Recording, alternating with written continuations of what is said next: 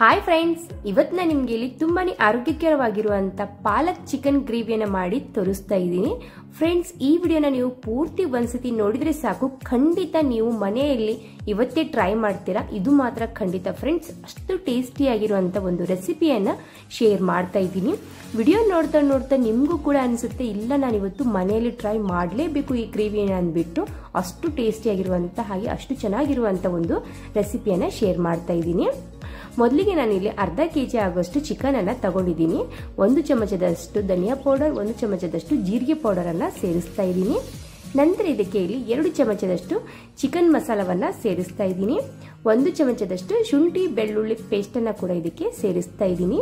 ರುಚಿಗೆ ತಕ್ಕಷ್ಟು ಉಪ್ಪನ್ನ ಹಾಕಿ ನಂತರ ಇದಕ್ಕೆ 1 ಮುಷ್ಟಿ ಆಗುವಷ್ಟು ಕೊತ್ತಂಬರಿ ಸೊಪ್ಪನ್ನ ಸೇರಿಸಿದ್ದೀನಿ. ಫ್ರೆಂಡ್ಸ್, 1 ಚಮಚದಷ್ಟು ನಾನಿಲ್ಲಿ ತುಪ್ಪವನ್ನ ಸೇರಿಸ್ತಾ ಇದ್ದೀನಿ. ನೀವು ತುಪ್ಪ ಬೇಡ ಅಂದ್ರೆ 1 ಚಮಚದಷ್ಟು ಎಣ್ಣೆ ಕೂಡ ಸೇರಿಸ್ಕೋಬಹುದು. ಚೆನ್ನಾಗಿ ಮಿಕ್ಸ್ ಮಾಡ್ಕೊಂಡ್ಬಿಟ್ಟು ಇದನ್ನ ಒಂದು ಅರ್ಧ ತಾಸವರೆಗೂ ನಾವು ರೆಸ್ಟ್ ಮಾಡೋಕೆ ಬಿಡಬೇಕು. ನಿಮ್ಮ ಹತ್ರ ಟೈಮ್ ಇದ್ರೆ ಜಾಸ್ತಿ ಕೂಡ ಬಿಡಬಹುದು. ಫ್ರೆಂಡ್ಸ್, ಈಗ ನಾನಿಲ್ಲಿ ಅರ್ಧ ತಾಸು ಆದ ನಂತರ 1 ಕಟ್ ಆಗುವಷ್ಟು ಪಾಲಕ್ ಸೊಪ್ಪನ್ನ ಕ್ಲೀನ್ ಮಾಡಿ ತಗೊಂಡಿದ್ದೀನಿ. ಫ್ರೆಂಡ್ಸ್, 1 ಗ್ಲಾಸ್ ಆಗುವಷ್ಟು ನೀರನ್ನ ಇಲ್ಲಿ ಬಿಸಿ ಮಾಡೋಕಿಟ್ಟಿದ್ದೀನಿ. ಕುದಿಯುತ್ತಾ ಇರುವಂತ ನೀರಿನಲ್ಲಿ ಪಾಲಕನ್ನ ಸೇರಿಸಬೇಕು. ಎಳೆದಾಗಿರುವಂತ ಪಾಲಕ್ ಇದ್ರೆ ನೀವು ಅದ್ರ ಕಡ್ಡಿ ಸಮೇತನೇ ತಗೋಬಹುದು. ತುಂಬಾನೇ ಬಲ್ತಿರುವಂತದಿದ್ರೆ ಎಲೆ ಮಾತ್ರ ತಗೊಳ್ಳಿ. ಸ್ವಲ್ಪ ನೀವು ಉಪ್ಪನ್ನ ಹಾಕಿ 2 ಕುದಿ ಮಾತ್ರ ಇದನ್ನ ಕುದಿಸ್ಕೋಬೇಕು, ಜಾಸ್ತಿ ಕುದಿಸ್ಕೋಬಾರ್ದು. ಫ್ರೆಂಡ್ಸ್, ತಕ್ಷಣವೇ 2 ಕುದಿ ಆದ ತಕ್ಷಣವೇ ನಾವು ಇದನ್ನ ಒಂದು ಜರಡಿಗೆ ಸರ್ವನ್ನ ಮಾಡ್ಕೋಬೇಕು. ನಂತರ ನಾನಿಲ್ಲಿ ಇದಕ್ಕೆ 1 ಗಡ್ಡೆ ಆಗುವಷ್ಟು ಬೆಳ್ಳುಳ್ಳಿಯನ್ನ ಸೇರಿಸ್ತಾ ಇದ್ದೀನಿ. 1 ಇಂಚು ಶುಂಠಿ, ರುಚಿಗೆ ತಕ್ಕಷ್ಟು ಹಸಿಮೆಣಸಿನಕಾಯಿನ ಸೇರಿಸ್ತಾ ಇದ್ದೀನಿ.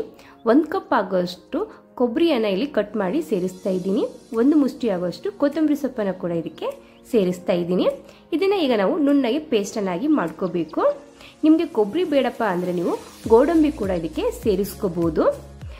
ನಂತರ ನಾನಿಲ್ಲಿ ಒಂದು ಬಾಣಲಿಗೆ 3 ಚಮಚದಷ್ಟು ಎಣ್ಣೆಯನ್ನ ಸೇರಿಸ್ತಾ ಇದ್ದೀನಿ. ಕೆಲವು ಒಣ ಮಸಾಲೆಯನ್ನ ನಾನಿಲ್ಲಿ ಸೇರಿಸಿ ಚೆನ್ನಾಗಿ ಫ್ರೈ ಮಾಡ್ಕೋತಾ ಇದ್ದೀನಿ.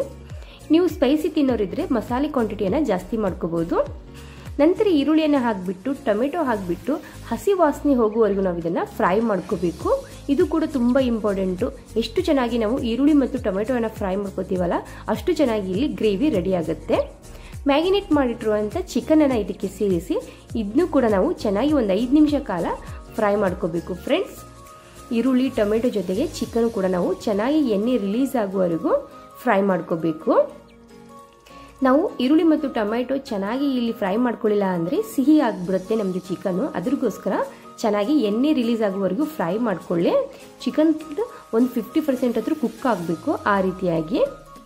ನಂತರ ನಾವು ರುಬ್ಬಿಟ್ಟಿರುವಂತ ಮಸಾಲೆಯನ್ನ ಇದಕ್ಕೆ ಸೇರಿಸಿ ಪಾಲಕ್ ಪೇಸ್ಟ್ ಅನ್ನ ಚೆನ್ನಾಗಿ ಮಿಕ್ಸ್ ಮಾಡ್ಕೋಬೇಕು. ಫ್ರೆಂಡ್ಸ್, ಮಿಕ್ಸಿ ಜಾರ್ಗೆ ಮಸಾಲೆ ಎಲ್ಲ ಅಂಟಿರುತ್ತೆ, ಅದಕ್ಕೆ ನಾವು ಇಲ್ಲಿ ಬಿಸಿ ನೀರನ್ನ ಸೇರಿಸ್ಬಿಟ್ಟು ನಿಮ್ಗೆ ಎಷ್ಟು ನೀರು ಬೇಕಲ್ಲ ಅಷ್ಟು ನೀರನ್ನ ನೀವು ಇದಕ್ಕೆ ಸೇರಿಸ್ಕೋಬಹುದು. ನಂತರ ನಾವು ಇದಕ್ಕೆ ರುಚಿಗೆ ತಕ್ಕಷ್ಟು ಉಪ್ಪನ್ನ ಹಾಕ್ಬಿಟ್ಟು ಇದನ್ನ ಮುಚ್ಚಿಬಿಟ್ಟು ಸ್ವಲ್ಪ ಎಣ್ಣೆ ರಿಲೀಸ್ ಆಗುವವರೆಗೂ ಕುಕ್ ಮಾಡ್ಕೋಬೇಕು. ಫ್ರೆಂಡ್ಸ್, ಈ ವಿಡಿಯೋ ನಿಮಗೆ ಸ್ವಲ್ಪನಾದ್ರೂ ಯೂಸ್ಫುಲ್ ಅನ್ಸಿದ್ರೆ, ಇಷ್ಟ ಆದ್ರೆ ಪ್ಲೀಸ್ ನಮ್ಮ ಚಾನಲ್ಗೆ ಸಪೋರ್ಟ್ ಮಾಡಿ, ಹಾಗೆ ನಮ್ಮ ಚಾನೆಲ್ ಅನ್ನ ಸಬ್ಸ್ಕ್ರೈಬ್ ಮಾಡ್ಕೊಳ್ಳೋದನ್ನ ಮರಿಬೇಡಿ. ಫ್ರೆಂಡ್ಸ್, ಇದೇ ರೀತಿಯಾಗಿ ನಾನು ಈಸಿ ರೆಸಿಪಿ ಮತ್ತು ಟೇಸ್ಟಿ ರೆಸಿಪಿಯನ್ನ ಶೇರ್ ಮಾಡ್ತಾ ಇರ್ತೀನಿ. ಫ್ರೆಂಡ್ಸ್, ತುಂಬಾ ಅಂದ್ರೆ ತುಂಬಾ ಟೇಸ್ಟಿ ಆಗಿರುವಂತ ಈ ಪಾಲಕ್ ಚಿಕನ್ ಗ್ರೇವಿಯನ್ನ ನೀವು ಒಂದ್ಸತಿ ಆದ್ರೂ ಮನೆಯಲ್ಲಿ ಟ್ರೈ ಮಾಡಿ, ನೆಕ್ಸ್ಟ್ ಟೈಮ್ ನೀವೇ ನನಗೆ ಕಮೆಂಟ್ ಅನ್ನ ಹಾಕ್ತೀರಾ. ಸೊ ಈ ವಿಡಿಯೋ ನಿಮಗೆ ಇಷ್ಟ ಆದ್ರೆ ಪ್ಲೀಸ್ ಒಂದು ಲೈಕ್ ಮಾಡಿ, ಹಾಗೆ ನಮ್ಮ ಚಾನೆಲ್ ಅನ್ನ ಸಬ್ಸ್ಕ್ರೈಬ್ ಮಾಡ್ಕೊಳ್ಳೋದನ್ನ ಮರಿಬೇಡಿ. ಫ್ರೆಂಡ್ಸ್, ಕೊನೆಯಲ್ಲಿ ನಾನು ಹಾಲಿನ ಕೆನೆಯನ್ನ ಸೇರಿಸ್ತಾ ಇದ್ದೀನಿ. ನಿಮ್ಮ ಹತ್ರ ಫ್ರೆಶ್ ಕ್ರೀಮ್ ಇದ್ರೆ ಫ್ರೆಶ್ ಕ್ರೀಮ್ ಕೂಡ ನೀವು ಸೇರಿಸ್ಕೋಬಹುದು.